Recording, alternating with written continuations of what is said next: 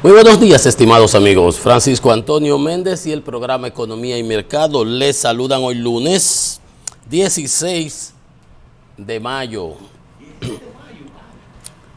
Oh sí, 16 de mayo es fecha como electoral, esta es la fecha, justamente 16 de mayo del 2022. Yo no sé si la Constitución la cambiaron, porque la pasada fue un 20 de mayo que se votó, sí, la última vez. Sí, ahí hay algo, no sé. Bueno, pero en todo caso, dentro de como que 3 años vendría siendo, estaríamos en elecciones. 3 o 2, anyway. Bueno, 26 grados Celsius aquí en La Julia, en el Distrito Nacional. Amaneció nublado, luego empezó a llover, estuvo lloviendo. No sé si es que anda alguna vaguada, algún meteoro en el país. La semana pasada sí anunciamos y dimos las informaciones del Centro de Emergencia, de Operaciones de Emergencia, que alertaba sobre una cantidad de provincias en la zona del Cibao fundamentalmente. La verdad es que hoy no hemos visto, no tenemos entre las informaciones nada relativo a algún fenómeno meteorológico. Sin embargo, aquí en Santo Domingo, cosas raras, se nubló y amaneció lloviendo. Ayer estuvo muy bonito el día, nada de eso. Pero bueno, 26 grados Celsius aquí en La Julia, bastante fresquecito para empezar el día por la lluvia, por la humedad relativa elevada. Y empezamos el día con variadas informaciones. De entrada tenemos informaciones políticas, tenemos informaciones económicas, internacionales también para compartir con ustedes.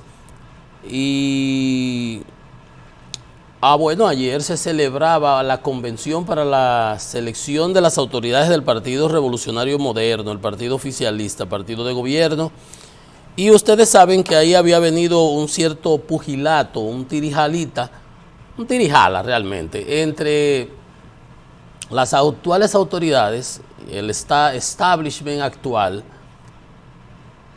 y los pretendientes, en este caso, de competir por determinadas posiciones, que son fundamentalmente Guido Gómez Mazara y el ingeniero Ramón Alburquerque. Bueno, en todo caso, hablaban de que debió haber sido votaciones universales, como siempre ha sido, de la militancia de la base, pero el partido, en atribuciones a sus estatutos, decidió, las autoridades partidarias, en una asamblea de la directiva del partido, decidió que fuera mediante delegados, no una votación universal de toda la membresía, etcétera, etcétera. Eso tiene sus bemoles, tiene sus cosas positivas y negativas. En este caso, positivas, pasó ayer como un tiro de 3 sin arruga. Hasta 100% creo que sacó, no sé si paliza o uno. O sea, no había 2 candidatos, como cuando en los regímenes totalitarios, 2 candidatos, el partido decidió y por ahí van las mansas ovejas y votan. Eso es bueno porque evita conflictos y complicaciones, que es algo histórico en el propio partido PRD-PRM. Bueno, desde ese punto de vista usted puede decir, bueno, se garantiza la dirección política, la estabilidad de la dirección, los disidentes, siempre habrán disidentes, pues son como que las excepciones a las reglas. Y los que garantizan que, bueno, haya esas otras voces, anyway. Vamos a ver. Lo que sí entonces es que esos sectores pues siguen pues con argumentos a los fines de seguir peleando sus luchas. Como partido de gobierno oficialista es algo positivo porque mantiene la dirección política en sus ejecutivos. De hecho, Paliza es el ministro administrativo de la presidencia, Macarrulla, político, ¿no? El ministro de la presidencia. Y debiera ser lo contrario, Pero bueno, Paliza es el administrativo, ministro administrativo, secretario, ¿cómo se llama? Secretario administrativo. Hay una discusión con relación a eso. El mandamás administrativo de la presidencia, del gobierno, el jefe. Y Macarrulla el otro. Entonces, Carolina, que está en su distrito nacional, es la secretaria. Eso garantiza que el partido está unido, y eso es algo que tú lo puedes ver como observador desde fuera. Dice, bueno, ¿es legal? Es legal. ¿Es lo más legítimo? Es lo más, tú dirías, bueno, depende con el cristal que se mire. Pero si los dirigentes de ese partido, que son los miembros de ese club, un partido es como un club, usted se enlista, se inscribe y acepta las reglas que estén ahí, que hayan producido todos los miembros. Y esas reglas son sus estatutos, que son acogidos por la Junta Central, que son revisados por la Junta Central, y todo el accionar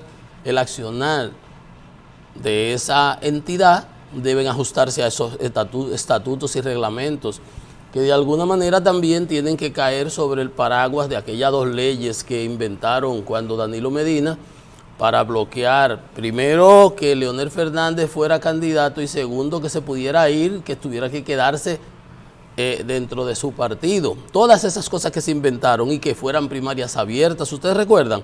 Todo eso fueron muchos que han tenido que evacuarse. Pero hubo como 15 sentencias del Tribunal Superior Electoral, de la Junta Central, no, de la Junta no, porque ahí estaba Castaño, que era un hombre de Danilo, del Tribunal Superior Administrativo, etcétera, que tirando por el suelo esas dos leyes, la ley de partidos y la ley de agrupaciones, qué sé yo, que yo ni le presto mucha atención a los nombres de esas cosas, pero fueron así. En todo caso, tanto los reglamentos de los partidos, todos tienen que adecuarse a esas leyes, que hay que irla. Que con esa sentencia se ha modificado bastante, parecen un queso gruyère lleno de hoyos. Entonces, eso fue en el partido PRM oficialista, en el Partido Revolucionario Moderno. Se eligieron sus autoridades, nada nuevo bajo el sol, sigue todo como estaba, y eso es positivo para la estabilidad de la propia administración, porque el gobierno, el partido de gobierno, cuando ha estado en el gobierno, como sucedió con el PLD, que estando en el gobierno se dividió, eso es una muestra realmente de debilidad, y para un gobierno, un partido oficial, eso es positivo, y eso hay que verlo desde ese punto de vista. Y esa es una fiesta de ellos, y ellos eligen qué toman, con qué lo acompañan, si es con picadero, un sancocho. Esa es su fiesta. Y en una fiesta siempre habrá el que no le gusta la bebida, el que no le gusta la picadera, el que no le gustó allí o no le gustó acá. Eso es lo normal, esa es la democracia. Ellos decidieron que fuera bajo el esquema de delegados. Bendito sea. Alabado sea Dios, y así está todo. Y eso estuvo supervisado por la Junta Central, y esas son las autoridades libérrimas, legítimas, elegidas, bajo el mecanismo que ellos se dieron ellos mismos, bajo las atribuciones estatutarias. No hay nada que discutir, nada que hablar alrededor de eso. Ese es un hecho consumado, siguen las actuales autoridades, y con esos bueyes tendrán que arar. ¿Correcto? Perfecto. Eso fue el Partido Revolucionario Moderno. El Partido Fuerza del Pueblo, Leonel Fernández estuvo juramentando y reuniéndose con empresarios en la zona del nordeste. Estuvo en Samaná el sábado, hizo encuentros, y posteriormente el domingo entonces, o pernoctó, no sé si en la noche del sábado, en Puerto Plata, y tuvo también encuentros en Puerto Plata y juramentaciones de personalidades diversas, y almuerzos y encuentros con la dirigencia ahí está en Puerto Plata. Ahí vemos a mi tocayo Francis Vargas, en la casa de Francis Vargas, de una exgobernadora. El presidente Fernández muy dinámico, muy activo, La semana estuvo juramentando a este señor Leonardo Grisanti, que era la mano derecha de Marchena en el gobierno de Danilo, del PLD, que renunció. Anuncia que el martes se juramenta a un señor Polanco, Hipólito Polanco, que siempre que iba a ser candidato o participaba como candidato. Es uno de esos PLDistas, de esos que son siempre PLDistas, que suenan mucho pero nunca compiten realmente de manera importante como candidatos, pero son figuras. Y le sigue erosionando Leonel Fernández la base de sustentación al Partido de la Liberación Dominicana, juramentándole miembros que vienen, y él sigue con los brazos abiertos recibiéndolos. Eso realmente genera algún resquemor en las personas que emigraron originalmente junto con Leonel Fernández, los que fueron golpeados por muchos de ellos, los que fueron atropellados por muchos de ellos durante la administración de Danilo Medina. Sin embargo, el presidente Fernández, le he oído decir, dice que bueno, hay que ser abiertos, porque realmente, así como hace el PRM, que trata de guardar sus problemas a lo interno y resolverlos, así dice el presidente Fernández que se ganes con votos. Y obviamente si necesitas votos, había que decir, como decía mi amigo el poeta Tony Raful, venga gente, venga pueblo. Y eso es lo que él está haciendo. Y esa gente, ese pueblo lo está buscando tanto del PLD, que se desmorona como un castillo de naipes, como de la sociedad y de la población, como debe ser y como hace también el propio presidente Luis Abinader, que evidentemente serán los dos contendores en las próximas elecciones del 2024. Usted puede estar prácticamente 100% seguro de que esos serán los dos contendores fundamentales. Hay opiniones, hay encuestas, hay mediciones, hay opiniones hasta de Guido Gómez, hay opiniones de comentaristas de un lado, del otro. Esas cosas van y vienen. Si fueran encuestas oficiales, por lo menos de los medios, que uno sabe que también rejuegan y manipulan algunas cosas de vez en cuando hasta que se puede, nosotros las comentáramos, las analizáramos por acá, pero mientras tanto no le damos mayor relevancia. Pero lo que está a la vista no necesita espejuelos, dice un refrán, y realmente aquí se perciben dos candidatos, dos. No, o sea, estoy poniendo las dos manos, pero dos. A Luis Abinader, el presidente, que él dice no ha anunciado su repostulación, que iría a la repostulación, pero eso es un clavo pasado. Eso está, aunque él no lo diga, eso es parte del librito de la vieja política que hacemos aquí. Es porque el presidente Joe Biden dijo a los 2 meses, yo voy a la reelección. Y anda la gente por ahí loca diciéndole que él no debe ir a la reelección, por la situación complicada que tiene su gobierno, en la cual él tiene y no tiene culpa. Jeff Bezos, el de Amazon, él lo acababa culpándolo de la inflación, porque usted puede hablar de la inflación culpando a Ucrania y a Rusia de la guerra pero la guerra fue el 24 de febrero, 3 días hace, 80 días, no tenemos ni 3 meses de guerra. Putin pensaba que eran 3 días, que pan comido, se le ha revertido la situación. Entonces, ese no es el punto, sino que todos los gobernantes han tenido y están teniendo problemas. Es una realidad. Unos lo han manejado con más habilidad que otros. Otros habrán tenido más margen de operatividad. Hay unos que tienen unas camisas de fuerza muy apretadas, hay otros que tienen unas batolas. ¿Tú has visto esa batola que se ponen los yoga, los hippies? Unas batolas que se mueven más fácil. Usted tiene manejo, usted no tiene tanto endeudamiento, pero el gobierno nuestro ha tenido unas dificultades. Le dejó Danilo las deudas encaramadas en el cojollito, la pandemia, los préstamos, la buscadera de dinero, el déficit. Entonces, esas son situaciones que van y complican la existencia de cada uno. Pero como quiera que sea, eso es lo que vamos a ver en el panorama. Y cada cual haciendo su papel. El presidente Abinader tratando de contener los problemas que van surgiendo día a día, en muchos casos, muchos problemas que le generan su propia administración, sus propios correligionarios, sus propios funcionarios, que hay una opinión, hacía un gran trabajo realmente, me encanta leerlo, qué fina pluma, este escritor Tavera, escribe en el Diario Libre los jueves, decía consejos simples para el presidente Abinader, que hay funcionarios que se perciben estancos, que son como ellos solos, que no ayudan en nada, daba muchas recomendaciones, por ejemplo lo de la reforma constitucional, qué bueno que se sacó, porque buscar problemas ahora, generar más líos, o sea, hay muchas cosas que realmente el gobierno pudiera apuntalar, pudiera mejorar, ese es su papel. Obviamente el papel del opositor es criticar lo que entienda no está correcto.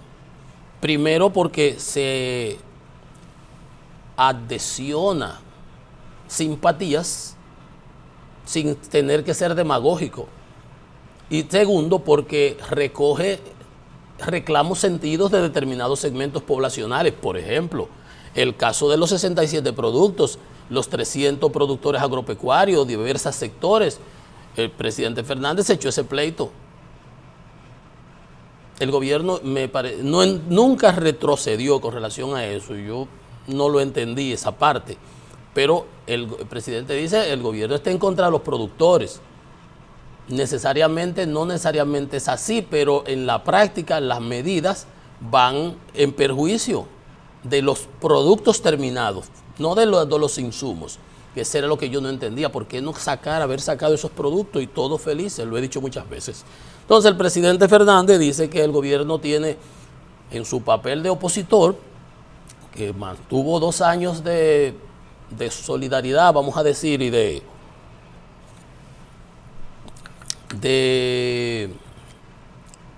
luna de miel con la presente administración, apoyando todos los esfuerzos en el Congreso, etcétera, etcétera, y con lo que era correspondiente, porque realmente el presidente encontró una situación muy difícil, una pandemia en proceso, muchísimas complicaciones económicas, sociales, etcétera, y obviamente no le convenía a un partido en crecimiento como la Fuerza del Pueblo prestarse a los fines del otro partido que sí tenía muchísimos conflictos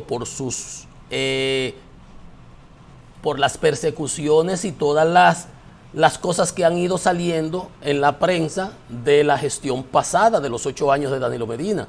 Entonces yo decía, a quien le conviene al único que le conviene que aquí haya un desastre, un desmadre, es a ese grupo, ni siquiera al partido, que no vio nada de ese dinero, son un grupúsculo. ¿Que es bastante grande? Sí, es bastante grande, porque fue una política deliberada de Estado de acumulación de capitales de manera espúrea para fines de proselitismo, de mantenimiento, de control del poder. Lo mismo que está haciendo Maduro en su momento, que Ortega, lo mismo que hace Putin allá, pero esto era con cuarto que lo iban a lograr. Y con el apoyo de unas cámaras que venían de por ahí, muchas cosas. Hay muchas cosas por ahí. Y un CIC5 para investigar todo el mundo, y un Pegaso para oírnos todo lo que hablamos, muchas cosas, es todo un paquete holístico, integral, pero a la Fuerza del Pueblo, que era un partido que iba creciendo, que iba erosionando de manera natural, decantación natural, por ósmosis, a ese otro partido que se iba quedando sin líder, un líder que no puede ser candidato, que está totalmente bajeado, como dicen en los barrios, por corrupción, familiares incluidos, todo su gabinete, prácticamente todo, con honradas excepciones que tú puedas sacar, todos manchados, y las encuestas y las auditorías están por ahí, que no sé por qué no las acaban de sacar, desde los de ministros de finanzas, los de bancos de reserva, lo de educación, lo de obras públicas, OISOE, las principales instituciones, todas manchadas. Entonces, por consiguiente, yo decía, perdón, que a lo único que le convendría una situación como esa, de desorden en el país, de qué sé yo qué sé yo cuánto, es a ellos. Y obviamente la Fuerza del Pueblo no se podía permitir ser parte de esa caravana. No, resuelvan ustedes su problema. A nosotros están llegando las bases aquí. Entonces, el presidente Fernández, después de unos 2 años, que se ha reunido en varias ocasiones con el presidente Abinader, y han llevado y han realmente las reformas, está colaborando en las reformas, no ha habido ningún problema en eso. Obviamente, de un tiempo acá, ha asumido una actitud más proactiva en términos políticos con su papel de opositor, y eso es bueno. Eso es bueno porque esa es la esencia de la democracia, que haya un yin y un yang. ¿Usted ha visto la marquita esa del Kung Fu? Hay un balance. Usted propone, el otro critica, un gabinete de la sombra que critica las funciones las acciones de los funcionarios. Ya esa es la oposición. Lo que se hace en oposición es legítimo. Entonces, ayer el presidente hablaba de que el gobierno no está prestando atención a las cosas básicas de la nación. Él se refiere fundamentalmente a los altos costos en la canasta familiar. Y él dice, caramba, que en República Dominicana el turismo aporta 39% del crecimiento del Producto Interno Bruto, pero que comemos de aquí, de la agricultura, solamente el 2%. Y él entiende que el sector agropecuario anda mal, y si lo vemos en la distribución del Producto Interno Bruto y los mejores desempeños que tienen los diversos sectores, construcción, zonas francas, industria, manufactura, etcétera, etcétera, el sector agrícola no tiene ese gran desempeño y dice está por debajo del 2%. Entonces, esas son cosas que eso hacía el comentario de que no está apoyando al productor. Entonces, ahí hay una contradicción, porque realmente nosotros, alabado y dicho y ratificado por el ministro de Agricultura, hemos tenido excedentes de producción. Todo, el 85% de lo que consumimos se produce localmente. Podemos seguir fomentando aún más. ¿Por qué tenemos tan poco el aporte de la agricultura en el Producto Interno Bruto? ¿Y por qué entonces, en lugar de no centrarnos nada más que en la importación exonerada de los insumos productivos, nos embarcamos en permitir la importación de esos productos terminados? Entonces, son críticas valederas que sirven para que la población pues sopese, evalúe realmente una y otra. En todo caso, esa es la tarea de un líder opositor, sin demagogia, plantear sus posiciones, que entiende que debe hacer. Por ejemplo, en Samaná dijo que cómo es posible que Samaná todavía no tenga un acueducto y agua suficiente, un sistema eficiente que garantice el abastecimiento, siendo una de las poblaciones perlas, joyas para la generación de turismo en el país. Para el turismo, a mí Samaná me encanta. Yo tengo miles de años yendo a Samaná y tengo muchísimas amistades allá. Entonces, eso es realmente importante. Pero justamente la agropecuaria, porque como vemos, nosotros podemos fomentar mucho más la producción nuestra agrícola. No solamente enfocarnos en la parte nuestra del consumo local y hagamos del consumo adicional que nos genera el sector turístico, cuando vienen esos canadienses, esos americanos, esos europeos, esos 7 millones de turistas que esperamos para este año. Imagínense usted que cada turista de esos se coma una libra de arroz. Yo no sé si eso es mucho, yo no sé ni cocinar, pero vamos a ponerle un número. Son 7 millones de libras. Son como 700 quintales, que yo toda la edad. Si nosotros lo podemos producir en el país y estamos produciendo 1.14 toneladas, ¿cuánto produjimos? Lo sé, los otros días lo decía. 1.400.000 quintales, creo que sí produjimos, un excedente. Y si podemos duplicar eso, ¿por qué no? ¿Por qué no? Dígame usted por qué no. Y llevarle ahí al sector turístico que todo ese arroz que se consuma, que sea el que consumimos nosotros localmente, más el que consume el turismo, Y las islitas del Caribe, señores. Hoy nosotros no le vendemos el huevo aquí a los haitianos. Pero las islas esas ahí quedan, es un acelerón lo que hay que dar y uno llega allá. Tú metes el pie, ¡fum! Y llega allá. Le podemos vender, porque ellos no producen, tienen turismo, demandan también de productos. Podemos hacerle productos enlatados, de todo lo que podamos. Entonces nosotros tenemos un gran campo y realmente nosotros, en lugar de erosionar la producción nacional, lo que tenemos que es apoyarla. Vamos a ver ahorita, por ejemplo, decisiones que toman los países cuando ven situaciones como esta. Hay que estar claro de dos cosas. La globalización, como la conocíamos, si usted no la conoció, no la va a conocer nunca, pero la globalización como la conocíamos, como esa interrelación entre las telecomunicaciones, el desarrollo marítimo, aéreo, la computación y todo eso, va a variar después de esta guerra de Ucrania y después de los conflictos que tuvimos a partir del COVID con China, Estados Unidos. El nearshoring, nosotros, las costas cercanas de los Estados Unidos, es un gran potencial que nos da.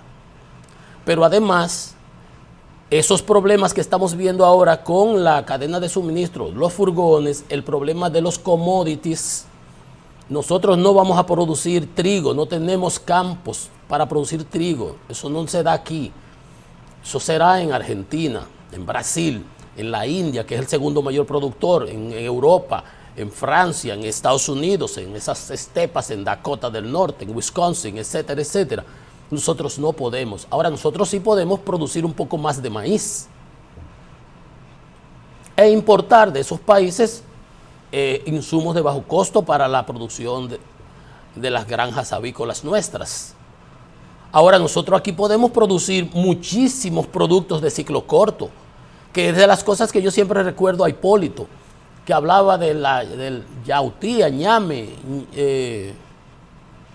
unos ñame ahí que son diferentes, uno que es morado y otro que otra. Yo no como mucho eso, pero productos de ciclo corto, la yuca, la batata, el ñame, qué sé yo, las otras cosas esas que se producen, que ciclo corto significa que en 3 meses tú los tienes ahí, estás comiendo de eso.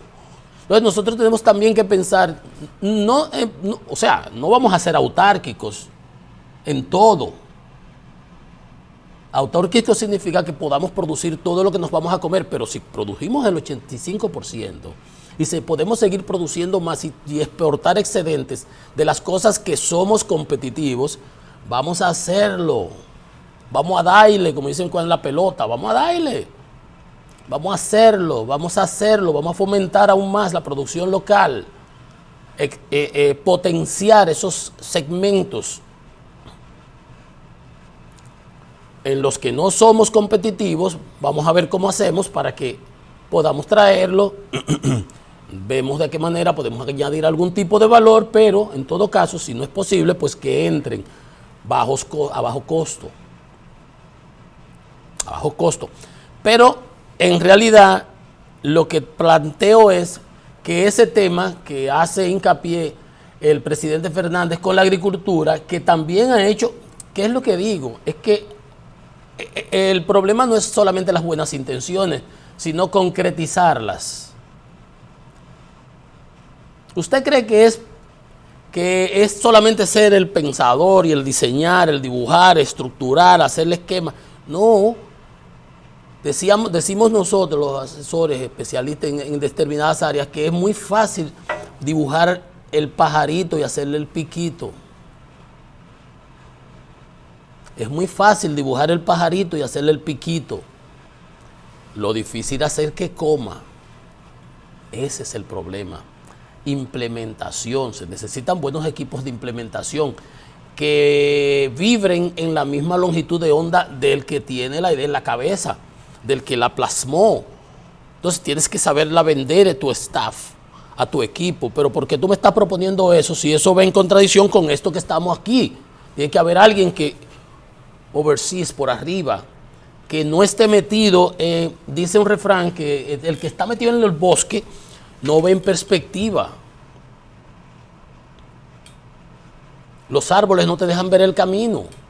Tú estás por aquí, y en los bosques regularmente la gente se pierde y que vuelve al mismo sitio y da la vuelta a la redonda porque cree que está caminando, o sea, si no tiene entrenamiento, porque el sol te dirige, la luna, etcétera, todas esas cosas. Yo no sé de eso, pero uno más o menos leyendo novelitas uno ha aprendido algo cuando muchacho. Entonces, es bueno ver las cosas en perspectiva, de fuera, así se ve el panorama. Entonces, el que está metido en el berenjenal día a día, aquí las cosas, a veces no percibe todo el panorama de la cartina. O sea, hay gente que está entrenada en ver esas situaciones, en analizar las diferentes aristas, qué se mueve allí, qué se mueve acá. Si hago esto, ¿qué me pasa por allí? Si hago esto, ¿qué me pasa por acá? Entonces, esas son cosas que yo digo, nosotros tenemos que vernos en otros espejos, tomar experiencias positivas de otros mercados, de otras economías. ¿Cuáles son las tendencias? ¿Cuál es la nueva realidad de la geopolítica internacional? ¿Cómo nos podemos beneficiar de ella? Sí, no esperar que todo el mundo, no. Nosotros, el que llega primero, bebe agua limpia.